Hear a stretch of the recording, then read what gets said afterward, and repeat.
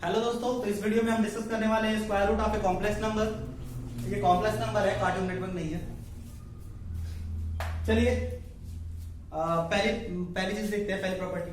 तो आप पहली प्रॉपर्टी के तौर पे कॉम्प्लेक्स नंबर के बारे में ये बात जान लीजिए कि अगर कॉम्प्लेक्स कोई भी कॉम्प्लेक्स नंबर लिखा हुआ है, कोई भी कॉम्प्लेक्स नंबर है, तो उसका आप स्क्वायर रूट निकाले, क्यूब रूट निकाले, फोर्थ रूट निकाले, फिफ्थ रूट निकाले, nth रूट निकाले, कोई भी रूट निकाले, वो हमेशा कॉम्प्लेक्स नंबर ही आएगा। फॉर एग्जाम्पल 2 + 3 आई है, अगर मैं कहूं कि इसका 1/4 निकाला, यानी fourth root of complex number 2 + 3i calculate करना है, तो what is the value? Let's suppose there is a value x + iy।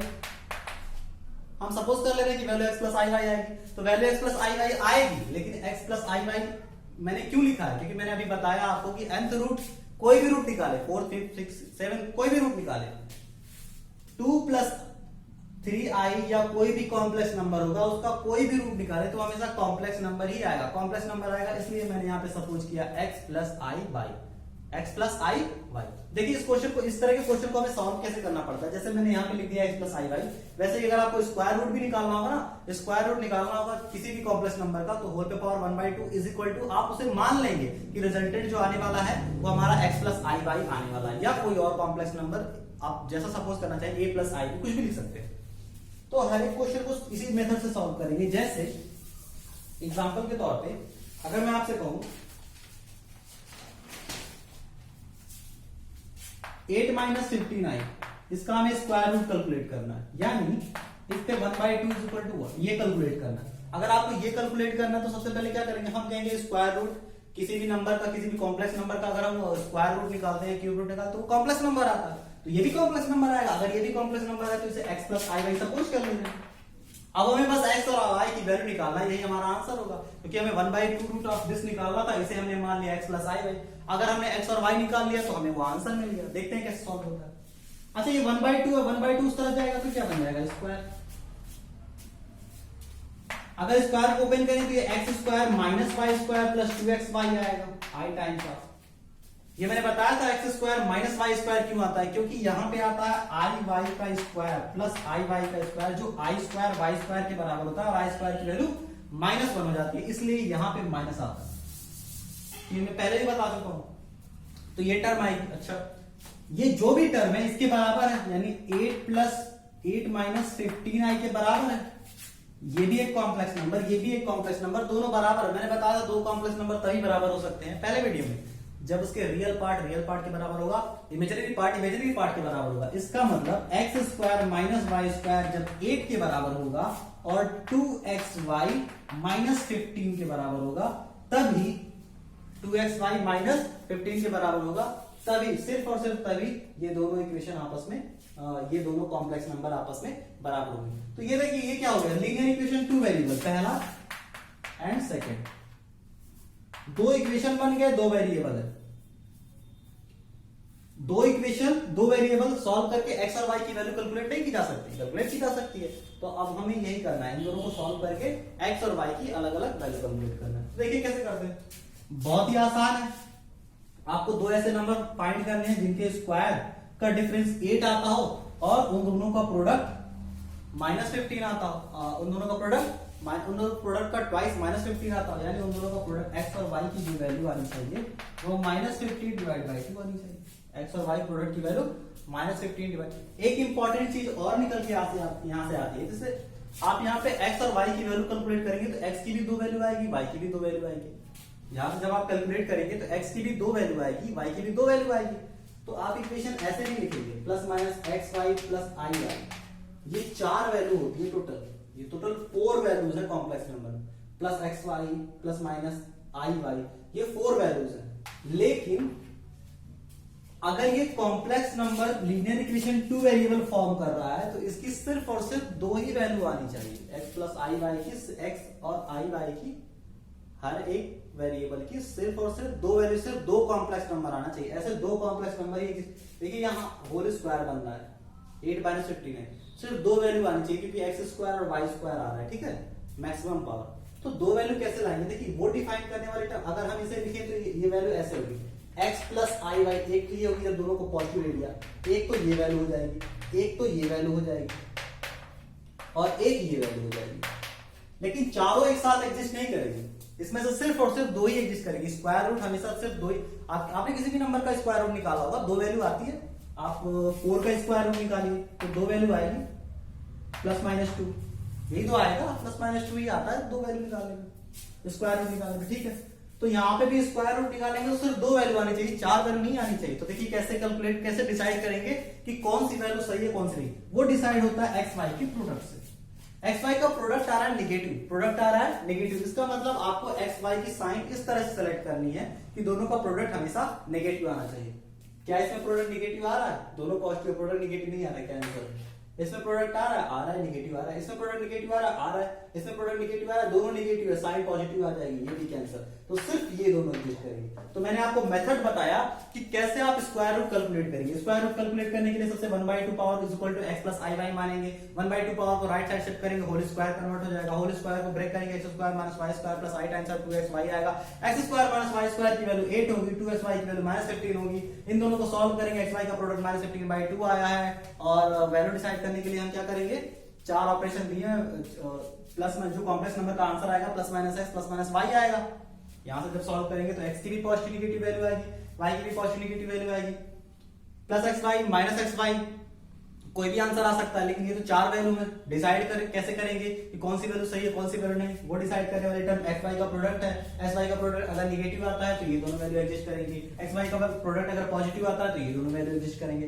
अब आपको सिर्फ और सिर्फ x और y की वैल्यू फाइंड करनी है by solving these two equation. कैसे सॉल्व करेंगे, एक वेरिएबल की वैल्यू दूसरे के टर्म में निकालेंगे, x is equal to -15/2y, और यहाँ x के प्लेस पे पुट कर देंगे, 225/y स्क्वायर आ जाएगा। अब इन दोनों इक्वेशन को, ये इक्वेशन सिर्फ और सिर्फ y में कन्वर्ट हो जाएगी। एक बार जब इक्वेशन y में कन्वर्ट हो गई तो आप उस इक्वेशन को सॉल्व करके y की वैल्यू कैलकुलेट कर सकते हैं।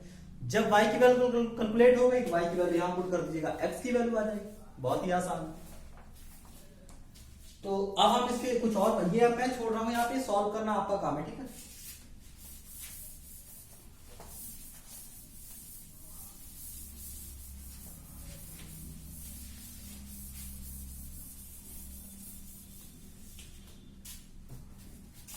क्यूब रूट,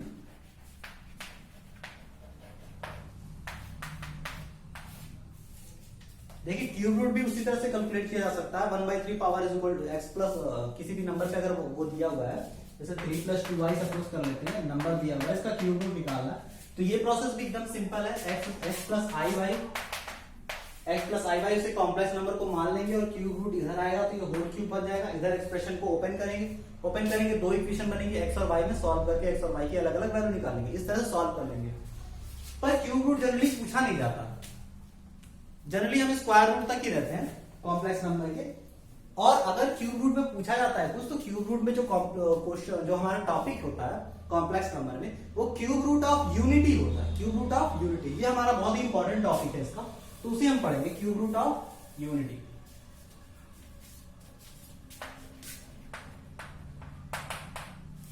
तो क्यूब रूट ऑफ यूनिटी कहने का क्या मतलब है, हमें कॉम्प्लेक्स नंबर फाइंड करना है 1। हम सपोज कर ले रहे हैं कि x is a number which is equal to cube root of unity, 1 के क्यूब रूट के बराबर है। अगर हम एक नंबर सपोज कर रहे हैं x, वो 1 के क्यूब रूट के बराबर है, तो हमें वही बताना है कि x क्या क्या होगा, x क्या क्या होगा। हमने क्या कहा, हमारा टॉपिक है क्यूब रूट ऑफ यूनिटी, तो क्यूब रूट ऑफ यूनिटी ये होगा। हमें cube root of unity find करना है, तो हमने उसे x मान लिया, हमने उसे क्या मान लिया, x। अब हमें बस x की वैल्यू कैलकुलेट करनी है कि x क्या क्या हो सकता है। तो देखते हैं x क्या क्या हो सकता है। अच्छा, क्यूब रूट, ये क्यूब रूट 1/3 रूट, अगर ये इस तरफ आएगा तो क्या बन जाएगा, x3 इज इक्वल टू 1। इसे और सॉल्व करें तो x3 - 1 इज इक्वल टू 0। 1 को लिख सकते हैं 1 का क्यूब लिख सकते हैं। अगर इसे फैक्टराइज करें तो ये x - 1 x square plus 1 plus x is equal to 0 बनेगा। इन दोनों को अगर सॉल्व करें तो एक टर्म आएगी, एक आंसर आएगा x इज इक्वल टू 1 इस इक्वेशन से, इस पार्ट से। और इस पार्ट को जब सॉल्व करेंगे, याद कीजिए मैंने पहले भी इसे कई बार सॉल्व करा, कई बार इसे पहले भी सॉल्व कर चुका हूं मैं। x square plus x plus 1 का अगर हम रूट निकालने की कोशिश करें, x की वैल्यू निकालने की कोशिश करें, दूसरी इक्वेशन ये बनेगी x plus 1 is equal to 0। इसे हमने पहले भी सॉल्व किया है। इसे अगर आप सॉल्व करने की कोशिश करें तो इसके जो रूट निकल के आएंगे, कोई भी आप मेथड अप्लाई करते हैं, क्वाड्रेटिक में हमने पढ़ा था, आप वो फॉर्मूला अप्लाई कर सकते हैं या कंप्लीट स्क्वायर मेथड यूज कर सकते हैं। तो x इज इक्वल टू जो वैल्यू निकल के आती है वो आती है -1/2 प्लस माइनस i√3/2। दो वैल्यू है, एक प्लस की और एक माइनस की। x की दो वैल्यू निकल के आएगी इससे। क्यूब रूट ऑफ यूनिटी थी, ये टर्म 3 पावर में जा रही थी, ये इक्वेशन x³ - 1 पावर 3 में है तो उसके 3 रूट आने चाहिए। एक रूट ये हो गया, एक रूट ये, एक रूट ये। तो क्यूब रूट ऑफ यूनिटी में 1 के जो क्यूब रूट्स होते हैं वो टोटल 3 होते हैं। एक तो हमारा 1 हो गया, एक -1/2 प्लस i√3/2 हो गया, एक -1 माइनस i इंटू √3/2 हो गया। किसी एक टर्म को हम ओमेगा बोल देते हैं और इसको ओमेगा स्क्वायर। ये रिप्रेजेंटेशन है, normal representation of cube root of unity. Omega का मतलब -1/2 प्लस i√3 और ओमेगा स्क्वायर का मतलब -1 माइनस i टाइम्स ऑफ √3/2। तो क्यूब रूट ऑफ यूनिटी कौन कौन से हुए? एक तो हो गया 1, एक तो ओमेगा, एक ओमेगा स्क्वायर, यही क्यूब रूट ऑफ यूनिटी है। ओमेगा की वैल्यू -1/2 प्लस माइनस i√3/2। अब इसकी कुछ हम प्रॉपर्टी पढ़ेंगे।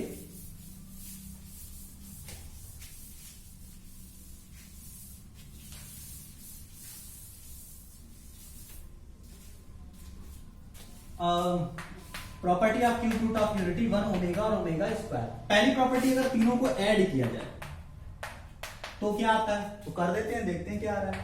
1 plus -1/2 plus i√3/2 plus -1/2 minus i√3/2, यही है हमारा। 1 plus -1/2 plus i√3/2 plus -1/2 minus i√3/2। अच्छा, अगर ये बाहर आएगा तो देखिए इसकी साइन अपोजिट है, कैंसल।